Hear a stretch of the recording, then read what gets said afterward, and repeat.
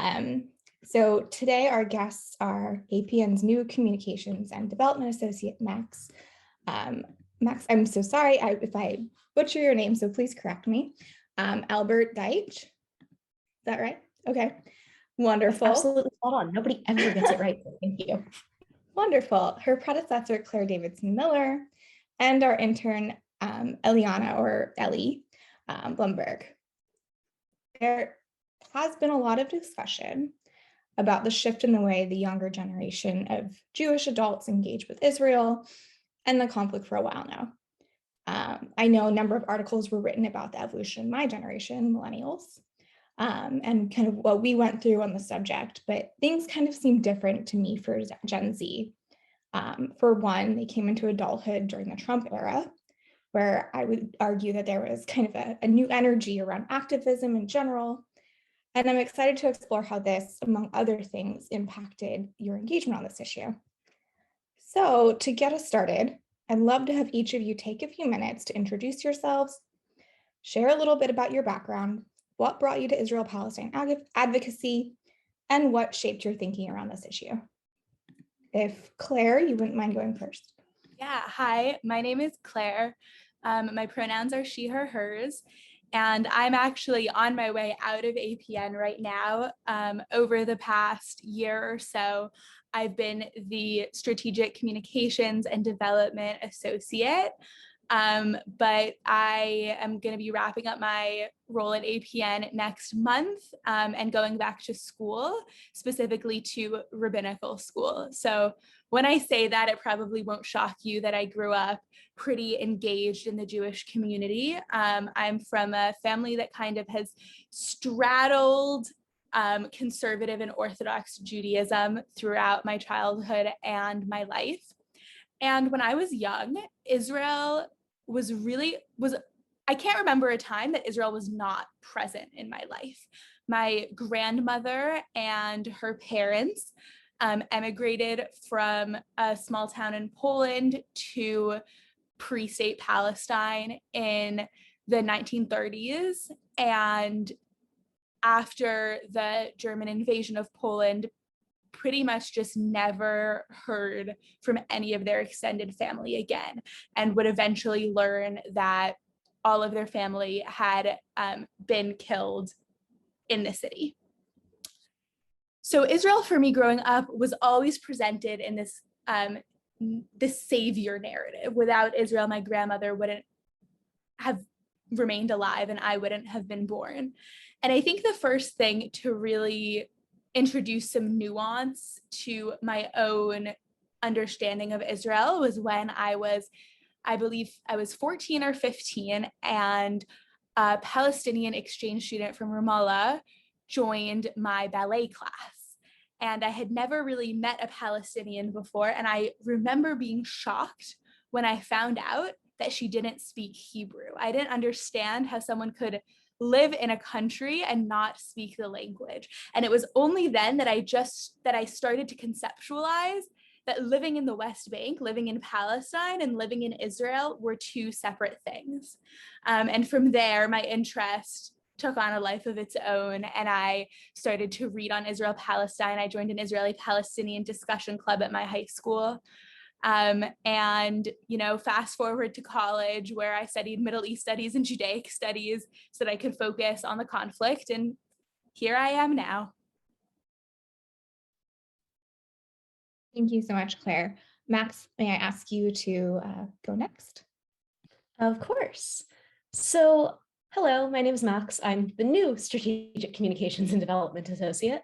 I think my path towards Israel-Palestine advocacy in some ways is very, very typical, given my upbringing and my experience with Jewish youth groups, and most people I know from that space became advocates in some way or another. I grew up Reform. I was heavily involved in organizations like NIFTY. I did a lot of work with groups like Stand With Us. And it was all very like, this is what your youth group organization run through your temple is telling you to do because advocacy is good and social action is important.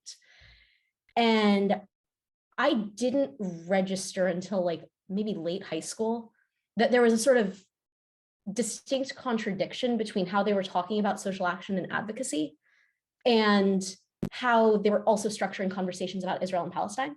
It's like that planted a seed of doubt that was just like, I should ask more questions about this at some point.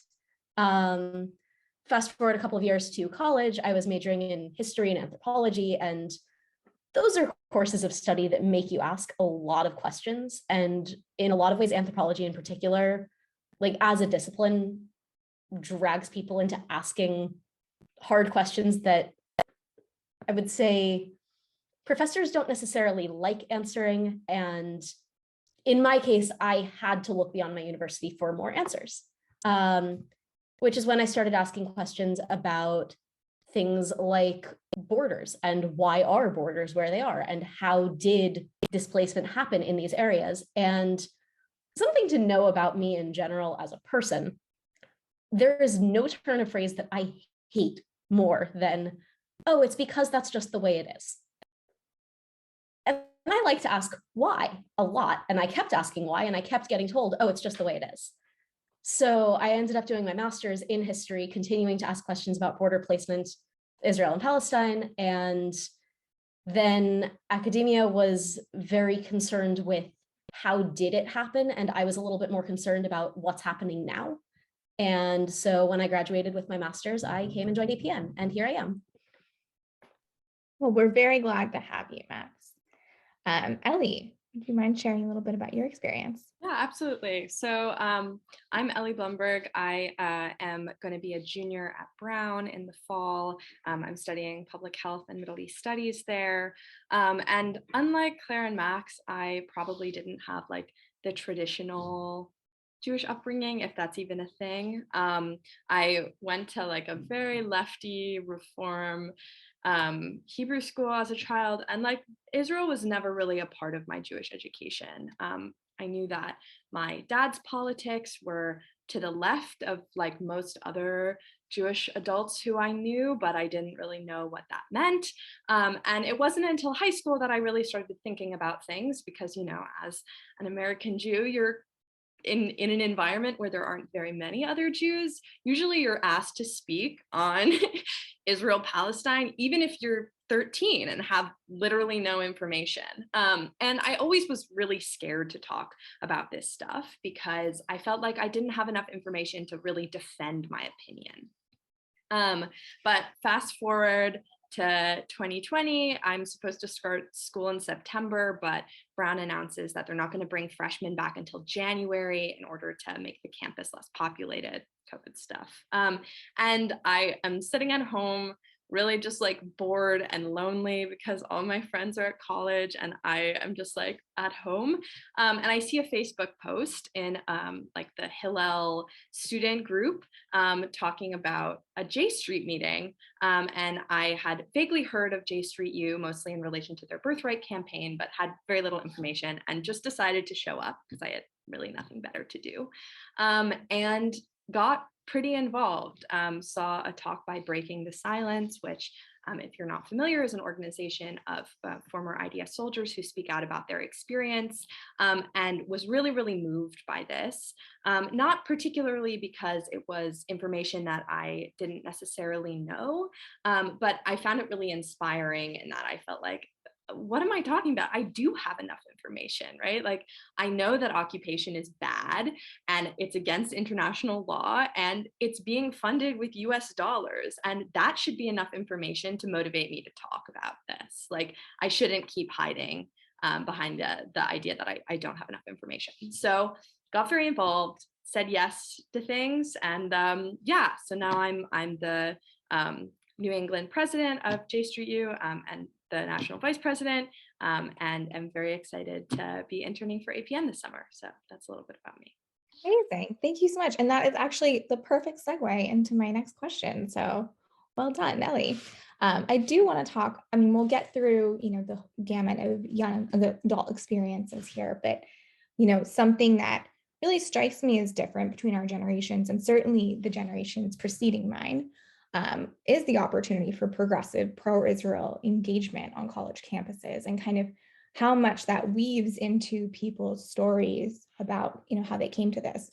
You know, for me, all day myself. It just wasn't prevalent when I was in college. I graduated a little bit after J Street was formed, but certainly, you know, not when J Street U was like a large presence on campus, or any of the other groups for that matter.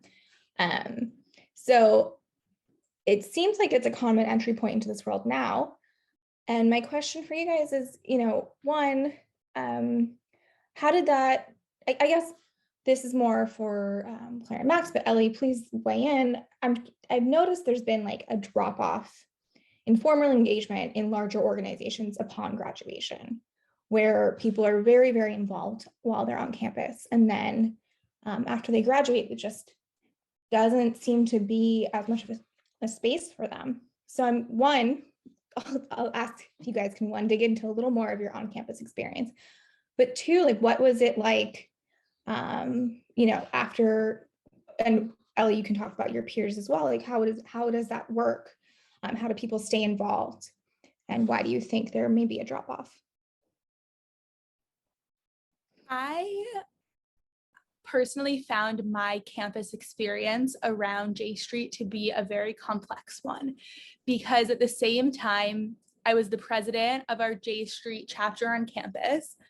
I was primarily focused on Israel Palestine in my academic studies, and I was in a leadership position at our Hillel. And our Hillel leaned pro-Israel. My Middle East studies classes leaned very pro-Palestine. And then J Street found me kind of caught in the middle. And so I think the good thing about college campuses is that they're so, unlike when you were in school, I think there's so much infrastructure provided now for different types of engagement, which is something I felt really lucky to have. But when I think back to why I stopped being involved in J Street U partway through my college career, I think I felt a lot of frustration of all the different expectations that were being put on me by these different groups. So Ellie mentioned that when she started at Brown, she heard Breaking the Silence speak through J Street U. Is that right? Yeah. So by contrast, when I was running the Brown's J Street U chapter, our Hillel, which J Street was kind of under the Hillel umbrella, would not approve an event with Breaking the Silence as part of J Street. And so navigating that as a student when these were the organizations I was so dependent on was really complicated. I ended up hosting Breaking the Silence as kind of a private citizen event, just out of the common room in my dorm, which actually kind of ironically made it more popular, because a lot of students who were to the left of J Street U and would not have been willing to come to a J Street U branded meeting really did want to see Breaking the Silence. So we had students come from like Students for Justice in Palestine and Jewish Voices for Peace. So I think that's the really complex aspect of the college atmosphere around Israel Palestine, is that you're at the same time being provided so much infrastructure, but also have to navigate the rules, both written and unwritten, of those institutions. But either way, there's structure there for you. And by contrast, when you graduate, that all kind of goes away. And I think that's something we see in the larger Jewish community of people who, were involved in their Hillels on campus, suddenly graduate and are lost. And I think in the Israel-Palestine space, even more so. And I think a significant next frontier for us in the progressive pro-Israel space is going to be finding meaningful forms of engagement for young professionals. Thank you so much, Claire. Sorry, my dog started barking. Max, Ellie, do you guys want to weigh in? I think, so I agree with like most of what Claire was just saying. I think that is the experience for a lot of people our age. I would add on to it that, so I went to a very, very tiny liberal arts school I know, shocking. I work in a progressive advocacy space and I went to a tiny liberal arts school. So we didn't necessarily have all of the structure that a larger campus would have. Something like J Street U, I don't think would have been able to exist at a school as small as mine. But that meant that most of the interest was funneled into groups like Hillel and groups like Students for Justice in Palestine. And the thing that I think is really key to understanding what goes on in college campuses, I think, is partially how progressive, the word progressive, ends up being defined to people who are 18 to 22. And the idea of what it means to be progressive and what it means to be involved. I think that those are terms that have shifted meaning a little bit in the last 5 to 10 years. And I think that those are terms that have a very specific meaning on college campuses. So I was a Hillel vice president at my university, and I was also really heavily involved in a lot of sort of volunteer organizations on campus. And this is a thing that used to come up, is people would say, oh, but I'm progressive, so I don't want to go to any event that's supporting Israel. And like, I have some issues with that statement for obvious reasons, but I think that there is this idea that in order to fit a certain model of progressivism or a certain model of liberalism in a way, like there are certain topics that people either have to pick a side on when they're 18, uninformed and don't know anything, or there's a stance that they have to support no matter what. And navigating that and running multiple groups that were engaged with those topics on different angles of it, that I would say there is not as much institutional support for. And I think that that plays into it as well when people graduate and all of a sudden there isn't an institution telling them which side to take on any given issue. And there's so much more information and there are so many fewer ways to sort of funnel that interest. I think it gets very muddled for a lot of people when they hit their mid-20s and they're out of college and there's just nowhere to take that interest and redirect it. Yeah, I mean, obviously I don't know because I am only halfway through and don't know how I'll feel in 2 years, but I think what Claire mentioned about structure is exactly right. I think that,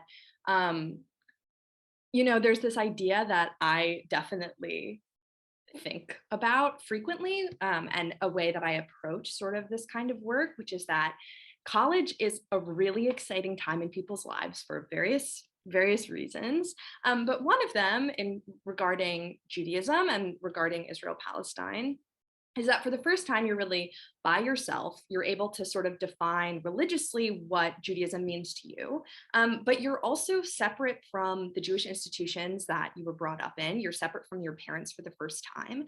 And that allows you to really have the opportunity to sort of question the narratives that you've been fed your whole life. And I think that a lot of people who are in J Street U, that's a way that we justify our involvement in an organization that a lot of us don't necessarily align with ideologically or politically. I know the joke that like everyone involved in J Street is to the left of J Street is a joke, but it's definitely rooted in truth, especially on college campuses. But I think this idea that like in these 4 years, if we can get 6 or 7 people to learn about occupation and learn about sort of the destruction that AIPAC causes on the American political system and also how, like the American Jewish community funds occupation. If we can get like 6 people to graduate and say, you know what, I'm not going to donate to AIPAC.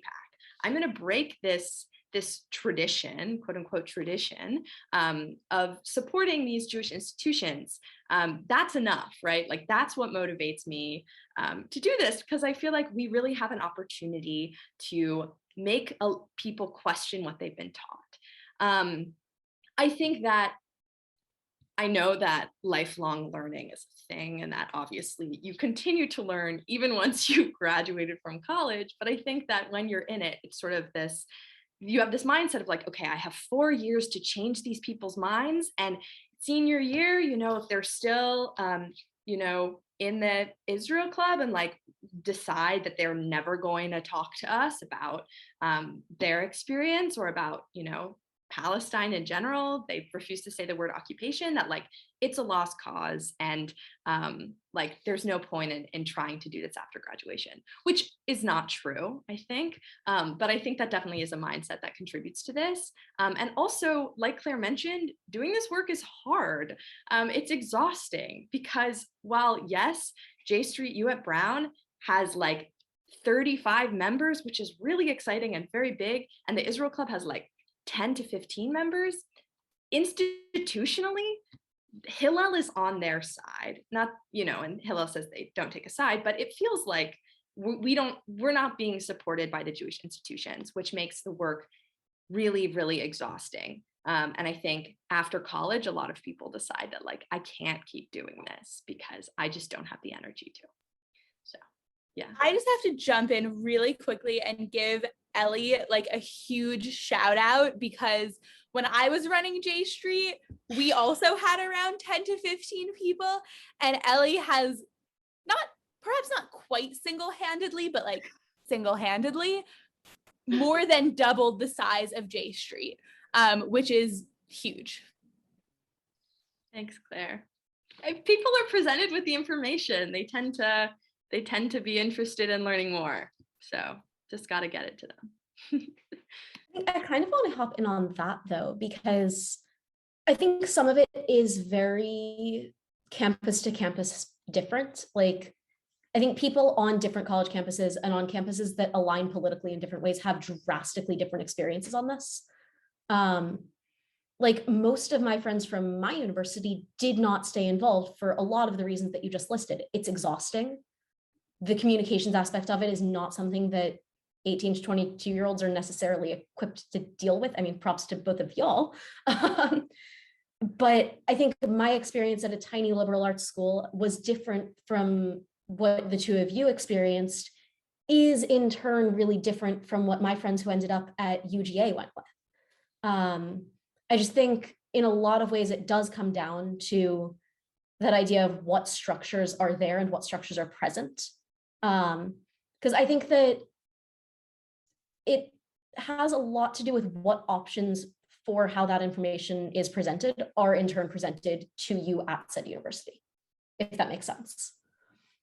Yeah, I would actually, while we're talking about campus specific stuff, I would love to jump in and also talk about maybe the coolest thing that I got to experience in the Israel-Palestine space at Brown, which was a fellowship that our senior rabbi at our Hillel started, which was called the Narrow Bridge Project, which was basically a discussion group for Jews of all different political persuasions on campus, specifically regarding Israel, to talk about issues of Zionism, of peoplehood, of nationalism, of belonging, and of anti-Semitism. And the relationships it built between campus groups was something that was really unprecedented at our school, and I think at many other schools. So not only did it build like friendly relations between, for example, like leaders of different groups on Israel and Palestine, but it actually made a tangible difference to the way the groups operated. I'm thinking of one time, I want to say it was my junior year, when Students for Justice in Palestine put out a statement that had a sentence in it, just one sentence that felt like it was verging on anti-Semitic. I am not someone who believes that anti-Zionism is always anti-Semitism, but this statement, I don't remember what the sentence was, but it was something that was starting to cross a line. And it was brought to my attention by one of the students in Brown Students for Israel, who was in this discussion cohort with me. They were like, what should we do? Should we put out a statement? Should we, write an op-ed? And I was like, you know what? Let me see if we can handle this in another way. And I was able to talk to a friend of mine from this cohort who was involved in like Jewish anti-Zionist work on campus, who had, built up trust with me through this discussion cohort, and who had also built up really strong relations with non-Jewish anti-Zionist students on campus. And through this kind of word of mouth chain that the Narrow Bridge Project created, we were able to kind of get this message to Students for Justice in Palestine without making a scene. They edited their statement, they took out the sentence, and they apologized for what they had said, and communicated that they really understood why what they had said was crossing a line from anti-Zionism into anti-Semitism. And I was just I felt very, very lucky and very impressed with the way everyone in that situation, from Brown Students for Israel to Students for Justice in Palestine, was able to handle that because of those relationships. I'm also in the chat just going to drop a little bit of information about that fellowship, because I think it's really special, and they created a wonderful handbook that some of you might enjoy. Thank you, Claire. Before we move on from kind of the on-campus focus of our conversation so far, I did want to, talk a little bit about, and Claire, you touched on this, kind of both the left and the right, because I think it's very obvious to everyone who's watching that we are not the most diverse group of panelists, as we are all, I'll be kind to myself and say young women, or female identifying, in a progressive pro-Israel space, all drawn to APN for a reason. And there's obviously, folks to our left and to our right, on campus and off. And something, that struck me in particular is this recent article written by AIPAC's former president of their on-campus arm at UC Berkeley, in Teen Vogue, where she cut ties with AIPAC, mostly, discussing their political work, when we could have a whole other webinar related to the AIPAC PAC and all that. So I don't want to go down that rabbit hole. But I do think it's striking, even though the contents of the op-ed aren't necessarily a new evolution of thought or new opinions on AIPAC and the detrimental work that they do. But I still think it's really striking that someone so involved in their advocacy as recently as 2019 would go through this political shift. And I'd love to hear your thoughts on both that shift and how you've kind of seen, the interplay between folks to the right of us and folks to the left on campus as well. Yeah, I can speak about that for a little bit. I think that there's definitely a difference when you're talking about groups to the right and groups to the left. And I also will say that Brown is a very politically progressive campus. And I think that we don't have an AIPAC chapter. We have Brown Students for Israel, which calls themselves a nonpartisan cultural club. And yeah, so we had this event last semester with this organization called Shorashim, or Roots, which brings together settlers and Palestinians, and brings them together to give talks and do dialogue work.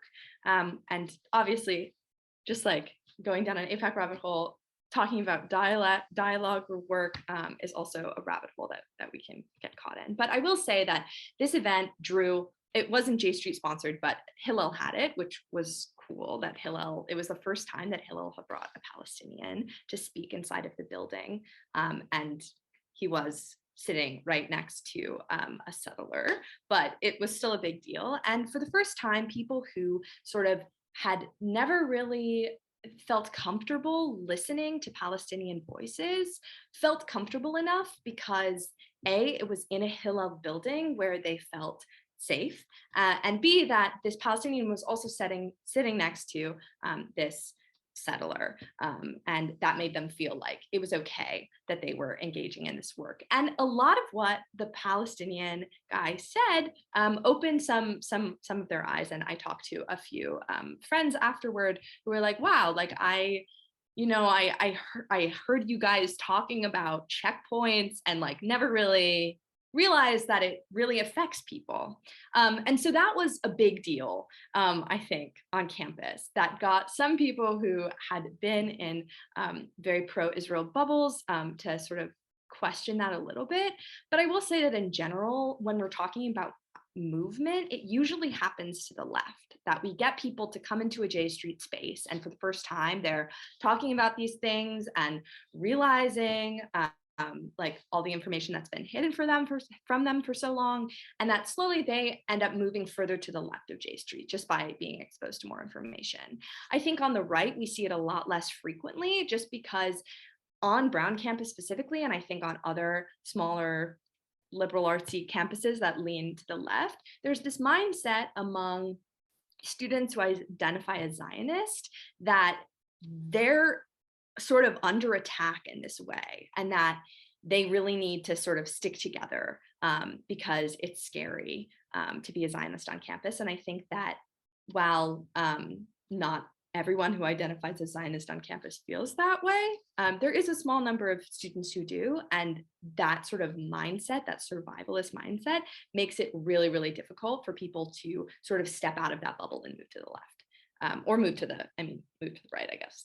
Yeah, but those are my thoughts. I think my experience with this, again, maybe a little bit different from yours in the sense that, like, I did not go to Brown. I went to super tiny school, didn't have access to things like J Street U as a result. I think there are a couple of things that happen, and you did touch on a couple of them. The big one is that, yeah, people are suddenly exposed to information that they did not previously have. I think we've talked a little bit as a group about the whole summer camp lied to me and now I must question everything thing that a lot of particularly Jewish students in our age range have gone through. I think there's a pretty big kernel of truth to that, in that I think a lot of people hit college and they've been raised in a politically progressive-ish, left-leaning arena, but heavily involved in super pro-Israel Jewish organizations. And then all of a sudden they have a ton of new information and they have no idea what to do with it. And so they start questioning everything. And yeah, I think that that's absolutely the case with people who are involved in organizations like AIPAC as college kids. It's the idea of suddenly not having to listen to everything that your parents are telling you, and suddenly not having to listen to everything that your summer camp counselor from 2 years ago said to you. And I think that's, again, not necessarily a new thing, but there's so much more information and there's so much more of people talking about it in the last few years that I don't think it surprises me at all that particularly Trump era to now, we're seeing so much more of that. Because, and Madeline, you touched a little bit on this in your intro. I'm not going to say that everybody in our age range is more politically active than that age range would have been 10 years ago, because I don't think that's true. But I would say that there have been a lot of really easy entry points to political activism and to advocacy work between 2016 and now for people our age. There were advocacy opportunities in high school that were created specifically because of what was going on in 2016. That I think between that and the way that people our age tend to use the internet, the flow of information looks really, really different 2016 to now than I think it did 10 years ago or 15 years ago. And that combined with the, okay, maybe I do need to take a step back and reflect on why I feel this way about this country that I don't live in. Like, I think that that's something that people are forced to grapple with a little bit earlier and a little bit more strongly than might have otherwise been the case.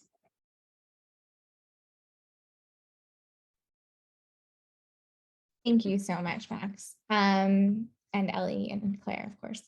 I want to move on. I think we've spent a good chunk of this conversation talking about on campus, and I just want to move the conversation a little bit to what it looks like some more after. And and not just from your experience, but what you've heard, and also, kind of some barriers that you see in particular. And Claire, I'm going to ask this of you first, since you were leaving the professional advocacy space and looking to build your career in the Jewish communal space. And Ellie, I'm not sure what your career aspirations are, but on the off chance you don't want to do this really, uplifting work professionally, despite the job security, as we like to joke. Dark humor is how we get through it. Anyway, I'm curious, particularly if you're looking to go into the Jewish communal space like Claire is, what would you say, how would you say fear-mongering plays a role in your willingness to speak out and engage, your peers' willingness to speak out and engage, and kind of what you see taking a real stance on this, or how you see it impacting your career prospects?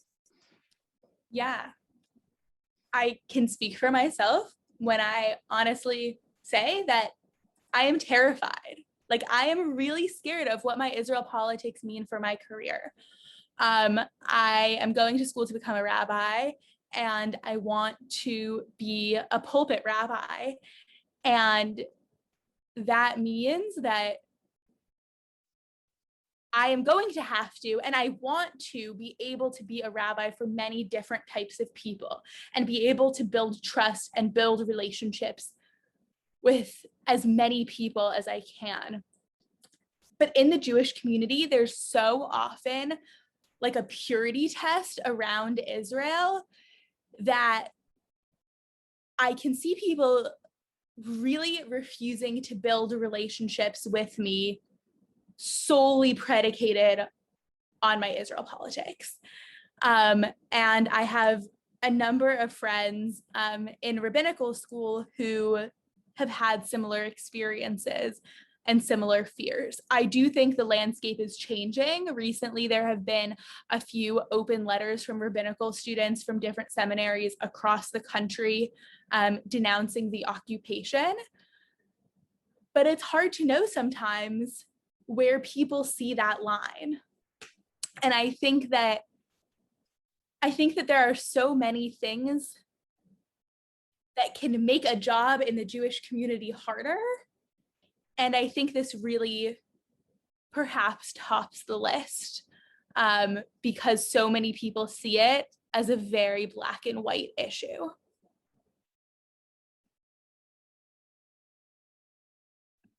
I mean, most of my professional experience dealing with this is in academia, but like grad school publishing, academic conference academia, where those are things that my paycheck and my stipend were absolutely dependent on.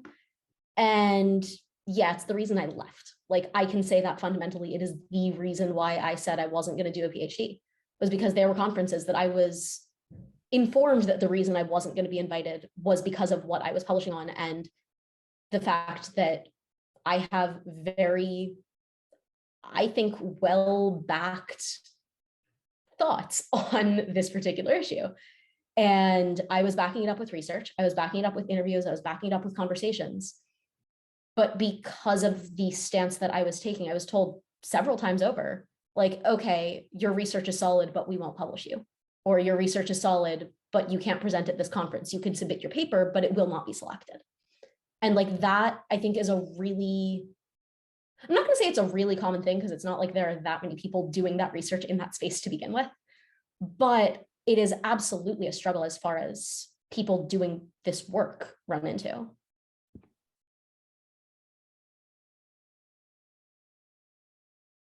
Ellie, if you want to weigh on this, go ahead. If you don't, I didn't know what I was going to do with my future when I was at that point in college. So I don't think anyone would fault you if you don't want to. Okay. Awesome. Okay. All right. I'm going to move on to something that had a really big presence among my generation. And certainly, I don't know how much of a presence it has for you guys, to be honest.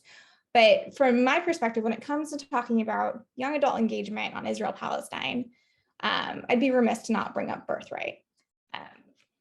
Cards on the table. I went on a Birthright trip almost exactly 10 years ago. I'd had zero involvement, similar to Ellie, in the Jewish community growing up. Like Max, I was in a small school. There was no on-campus activism. I really just had nothing to do with it. I was working in DC and doing government affairs on totally unrelated things and just did not engage on this. But I also had no money and wanted a free trip. So there I went on this Birthright trip, and you know, I actually credit it for getting me involved. I've now been working in this space for over 8 years, and that's really due to the inequities that I saw that they, failed to hide from us despite their best efforts, and some of the incredibly biased and racist talking points that really drove me to want to get involved and want to dig into this further. But I remember feeling really alone politically on my trip.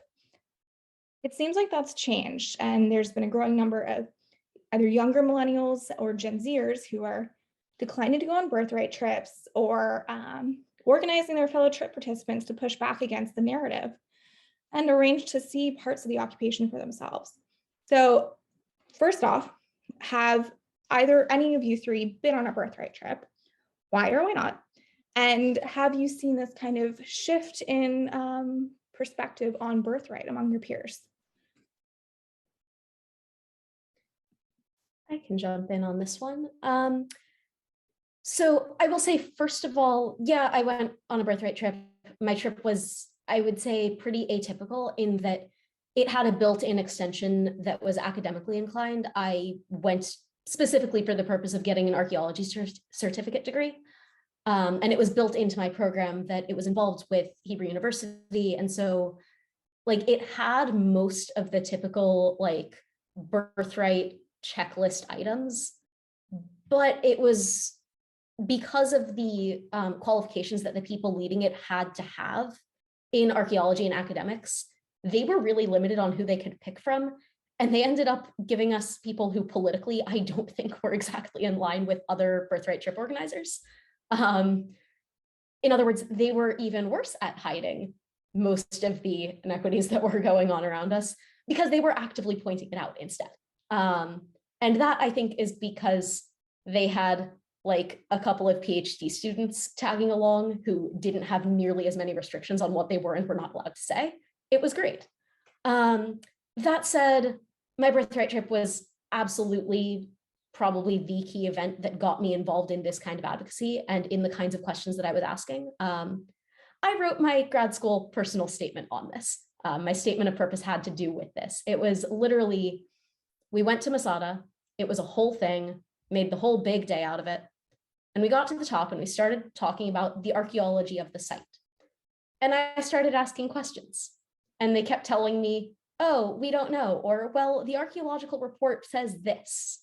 And if you asked about what about people who lived here between, this period of time and that period of time, oh, we don't know. Oh, there was no one there. And that's not true. We do know, and it wasn't empty. And I was really dissatisfied with that. So I started doing my own research on it. I am now 3 published papers on that subject later, working in an advocacy space because I didn't like being told it's just the way it is, or we don't know, because that wasn't true. And I did not like that. And I think that the people on my trip were similarly inclined, partially because it was a bunch of people who were involved in anthropology and archaeology and asking those kinds of questions. But again, my trip super atypical in that regard. I love, Max, that you really framed it around your trip leaders, because my perhaps unpopular opinion about Birthright is that Birthright's #1 problem is not actually its political leanings, but is its lack of any sort of real screening process, qualifications, or control of the trip leaders, because everyone I speak to has had a completely different experience with their trip leaders. I personally found my Birthright trip to be completely meaningless. I went on a Birthright trip much younger than most people. I was 18, right out of high school. But like I said, I had been really involved had gotten myself involved in Israel-Palestine stuff from the age of like 14 or 15. And I kind of went on my Birthright trip expecting to have disagreements with people about Israel-Palestine, but to have a meaningful Jewish experience. And I had neither of those things. Not only did people have like bad politics, but nobody wanted to engage politically at all. No one wanted to engage politically, Jewishly, religiously, spiritually with anything we were seeing. Everyone, including our trip leaders, just wanted to go get drunk in Tel Aviv. And so I think like what Birthright actually did kind of open my eyes to is the number of people who would consider themselves to be like pro-Israel and love Israel, but really are just like treating Israel as like their private party land. College students between 18 and 21 who can drink in Israel legally, but not in the United States, and who just want to drink and go to clubs and go to the beaches in Tel Aviv.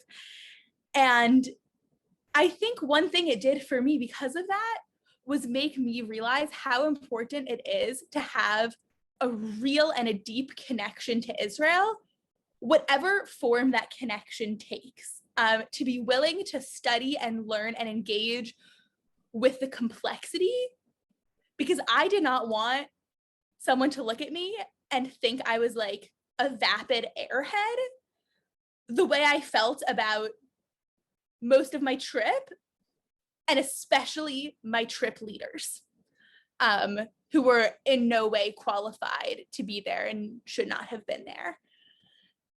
So I think Birthright has quite a few changes to make, and not just politically. So Ellie, I saw you excited to jump in. Before you do, I just want to throw this out there, and then Ellie, you can answer this as well, and Claire and Max, please do. But to Claire's point about Birthright, I said APAC, Freudian slip. Birthright's problem really stemming from a lack of consistency in, trip leaders. I would posit that I think if they were consistent, they would be consistently bad from the way I've seen this itinerary structured and kind of the obviously clear objectives that are beyond just a Jewish connection to Israel, but have serious political roots. So Ellie, if you wouldn't mind starting out addressing that, and then of course going to everything else you want to say, and then Claire and Max, you could add on to that. Yeah, so I have not gone on a Birthright trip, and I am not going to go on a Birthright trip. I've made the decision that I am not going to go. I think that there's this sort of mindset among other progressive Jews that it's not going to work on me. Like, I'll go and I'll take advantage of this free trip, and the political alignment of the trip or the political goal of the trip is not going to work on me, and I'll just have a good time. And I think that I had some friends who went on a Birthright trip through Brown last month, and came back and talked about their leaders and how I guess the Brown contingent has become notorious for asking challenging questions, and so no one wants to be the tour guide for that group. And my friend who was talking about this was very, very proud of this fact, that no one wants to give us tours because we're so rebellious, and we want to ask the questions, and we want to get to the bottom of this. And it became clear that part of the excitement of going was in that we want to challenge the institution, and we want to go, but we don't want to have a good time, or we want to go, but we want to make it clear that we're not going to fall for it. We're not going to drink the Kool-Aid. And I don't know how I feel about that. This is actually something that I've been thinking about a lot since I had this conversation with my friend. But I think that I've decided that also is not a good enough reason to go. I think that there are enough things that I am upset about regarding Israel and Birthright's goal, that I don't think that it will enrich my religious life in any way. And I think that that's not the goal of the trip, even if, you know, they claim that the goal of the trip is to get more in touch with your Judaism and to meet other Jewish youth. Like, I can do that here in a lot of different ways that don't involve me sort of normalizing the current political situation and occupation, and the fact that while even though my ancestors came to America before World War II and, you know, have never really had any specific connection with the state of Israel, that I have more right to go than a Palestinian whose grandparents were born there. That really upsets me. And so I think that for that reason, I've decided that it's not going to happen. You.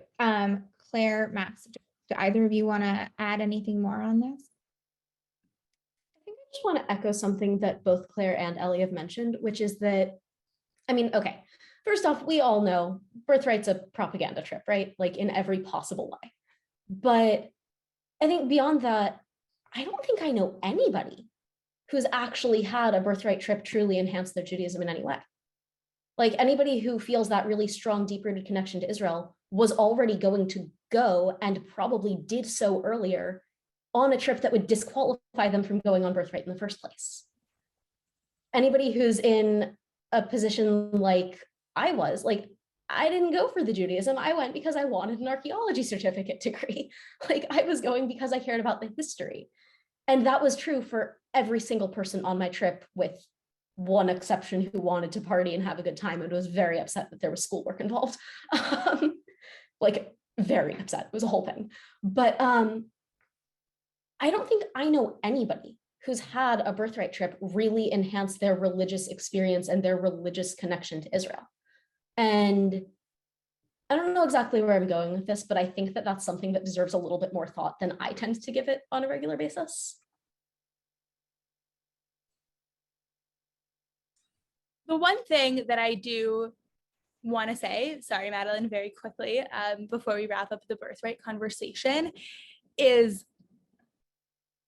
I just want to, like, really quickly, like, flag, I'll say my own financial privilege and many people's financial privilege, that, like, not everyone will have an opportunity to go to Israel not on Birthright, and might actually be able to really take advantage of that free trip and that free flight.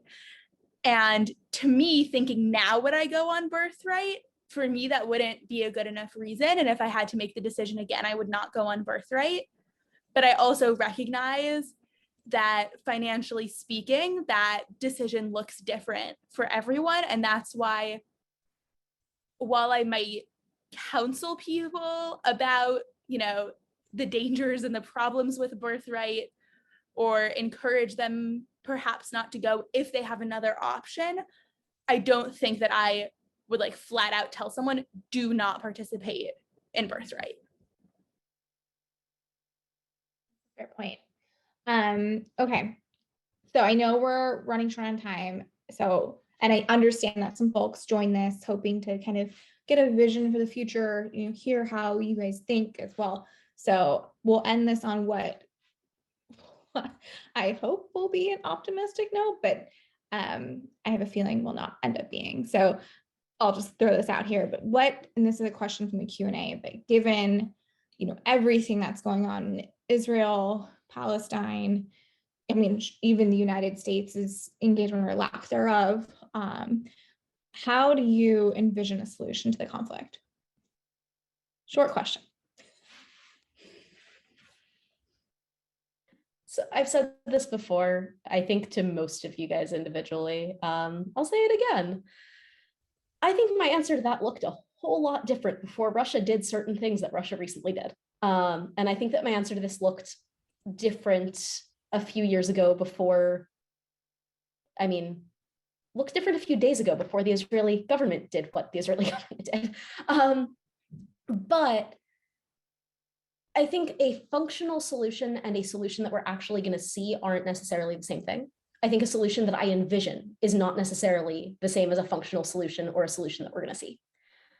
I personally would very much like to see a two-state solution with a shared Jerusalem and people getting along and acknowledging similarities over their differences, because, you know, those are ideals that I believe in really strongly. And I mean, even just leaning into my own Jewish values, I think the path to tikkun olam, at least where Israel and Palestine are concerned, involves people having actual honest to goodness conversations with each other.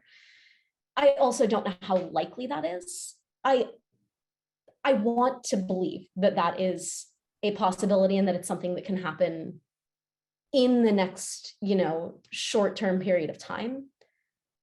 That said, I'm also not unaware of global politics. I'm not unaware of Israel's history. And so I don't know. I think those distinctions between what I want and what might happen are something that I sort of have to constantly keep myself aware of.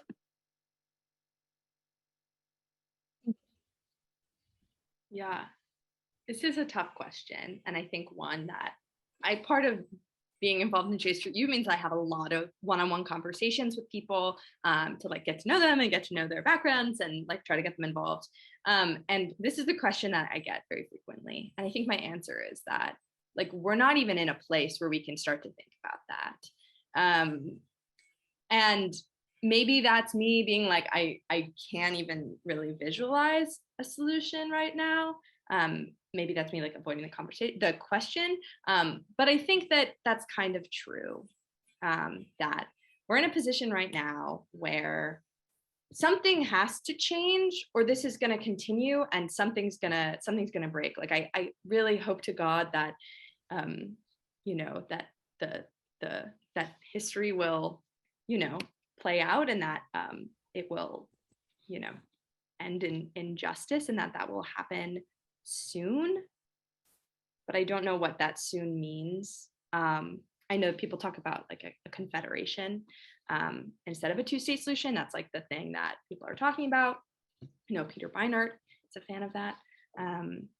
But yeah, I think that's like sort of what I guess I envision when I think about this. But I think that my answer is that we still have a lot of work to do before we can even think about that.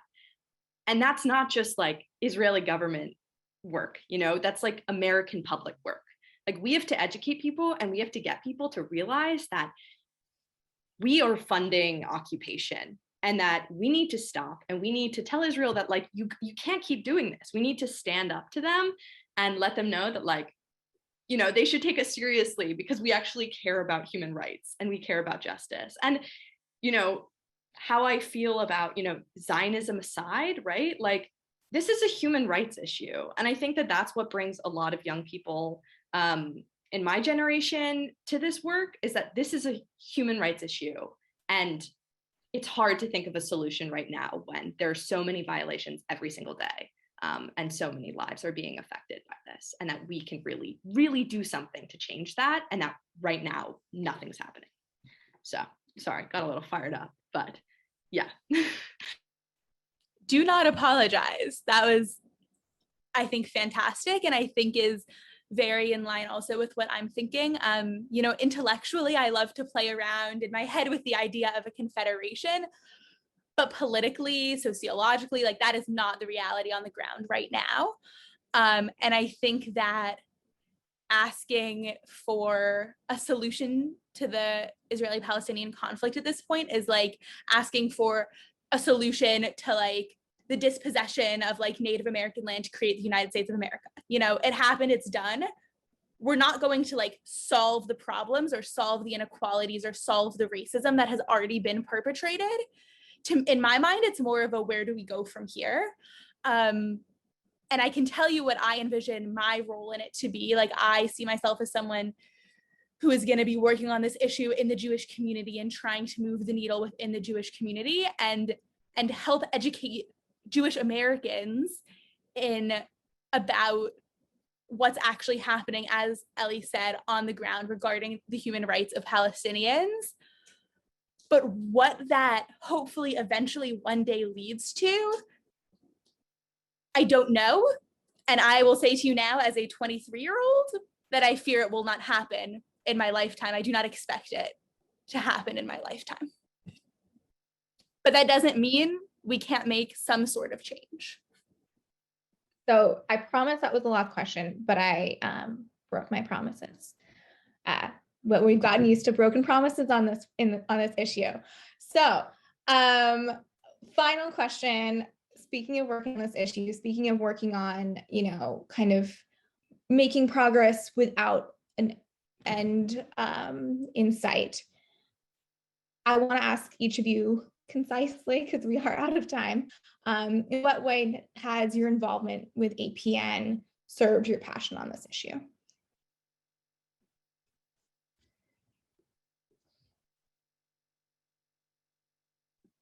So I've only been here for like 3 weeks. I am brand new, but I can at least talk a good bit about why I gravitated to APN in the first place and like why I sent in an application. I think there's a lot of misinformation about Israel and Palestine. And I think that there's a big fat question about what can Americans do when it comes down to a conflict that, let's face it, is a lot of miles away. And APN had answers to a lot of that for me, in that, what can we do? We can talk to members of Congress about what the US government is doing in this situation, for which we do have some partial responsibility. Yeah. We can raise awareness. We can talk to people about the nuance of the issues. And I think that a lot of particularly progressive or Jewish organizations feel the need to be one or the other of those things, progressive or Jewish. And APN is one of the few that didn't find those two things in total binary opposition to one another. And I found that really important.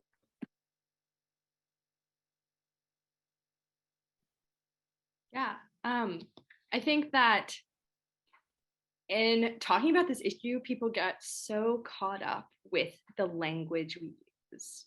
That was something that struck me immediately from my first J Street U meeting at Brown, when they were planning this Breaking the Silence event. And we had 5 meetings about the language we were allowed to use on the Facebook post if Hillel were to put their name behind it, which I thought was ridiculous. We couldn't use the word occupation. We had to use the word continued military presence. And we had to frame it in a very specific way. And I thought it was hilarious, honestly, because I was like, what is going on? But then I thought about it more, and it's kind of infuriating. You know the word. Yeah. And I think that happens all the time in this work, is that we care so much about the language that we forget sort of what we're actually doing. And love J Street U. J Street U got me involved in this, but I think that that's something that I get really frustrated with J Street, is that it feels a lot like we are making compromises on things that we don't need to be making compromises on. I get that, politically, politicians are not in a place where we can use certain language to talk about this stuff, because just people won't listen or things won't get done. But I think that what APN does really well is they acknowledge that sometimes we do have to come out and say, yeah, the amnesty report was very controversial, but we need to focus on what's going on in that report and not the language that was used. And we shouldn't get distracted by that. So I think that's one example of why I like APN so much, is that it feels like a place where we're getting stuff done and we're being practical without compromising our views. So, yeah.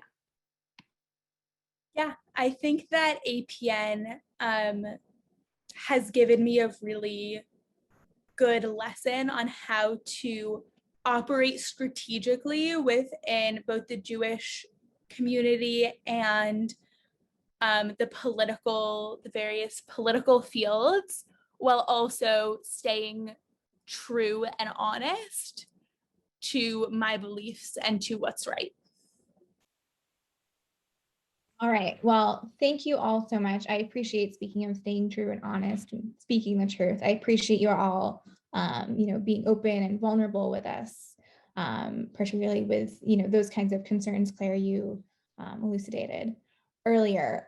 We are well over time, so I apologize to everyone who's stuck it out, but I'm going to wrap it here. Thank you so much for joining us. As a reminder, this will be on our YouTube page and as well on our Peacecast podcast. So thank you so much for joining, Claire, Max, Ellie, and to all of our listeners.